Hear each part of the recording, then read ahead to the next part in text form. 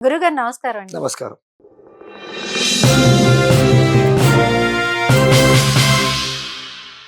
పరమేశ్వరుని అందరూ బోళాశంకరుడు అంటా ఉంటారు. దానికి ఉదాహరణగా ఏమైనా ఉన్నాయంటారా?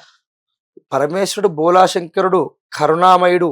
ఆయనకు ఉదాహరణలు అంటే చెప్పాలంటే మనకు మొత్తం రోజే గడిచిపోతుంది. కోకొల్లలు ఆ! ఉన్నాయంటారా? ఎందుకంటే పరమేశ్వరుడు అడిగిన వారికి అడిగిన కోరికలు ఇచ్చేవాడు ఎవరయ్యా అంటే పరమేశ్వరుడు. పరమేశ్వరుడు. అందుకే ఆయన బోళాశంకరుడు అన్నాడు. ఉమ్, చిన్న ఉదాహరణ ఇప్పుడు తీసుకుంటే ఈ మధ్య కాలంలో నేను విన్న విషయానికి వస్తే మనకు అందరికి తెలిసే విషయం అరుణాచలం రెగ్యులర్ వెళ్తున్నారు అందరు. అవును. అందరు ప్రతి ఒక్కరు ఇప్పుడు అరుణాచలం అంటే అందరికి ఉమ్, ఫేమస్ అయిపోయింది. ప్రతి ఒక్కరు బాగా వెళ్తున్నాం. ఫేమస్ అయిపోయింది. అందులో అరుణాచలంలో మనకు అష్టలింగాలు ఉంటాయి.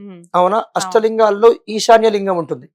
ఈశాన్య లింగం ఎవరైనా గమనిస్తే మీరు ఆలోచించుకోండి. ఈశాన్య లింగం దగ్గర నంది ఎక్కడైతే నంది పరమేశ్వరుడికి నేటుగా ఉంటుంది, స్ట్రైట్ గా ఉంటుంది. అక్కడ మాత్రం నంది కొద్దిగా ఇలా పక్కకి మళ్ళీ ఉంటుంది. దానికి ఒక కథ ఉంది. దాన్ని మనం ఈ యొక్క పరమేశ్వరుడికి మనము బోళాశంకరుడు అనడానికి చిన్న ఉదాహరణ తీసుకోవచ్చు. ఎందుకొరకు అంటే అరుణాచలంలో ఇది నేను కూడా విన్నాను. విన్నప్పుడు నాకు గుర్తుంది.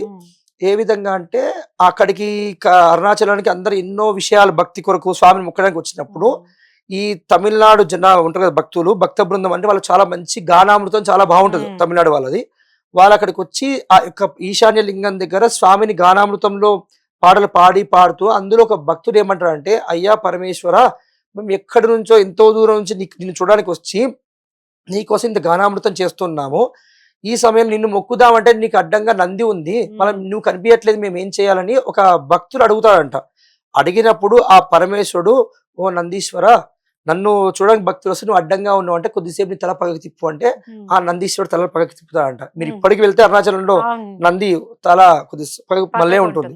ఆ తర్వాత మళ్ళా పరమేశ్వరుడు నందీశ్వరుడికి ఇలా మళ్ళామంటే ఏమో పరమేశ్వరుడు ఉన్నాడంట, ఏమో ఇలాంటి భక్తులు మళ్ళీ వస్తారేమో, నీ తల అలాగే పెట్టు అన్నాడంట. అందుకే నందీశ్వరుడు యొక్క తల పక్కకి మళ్ళీ ఉంటుంది అనమాట. ఉంది.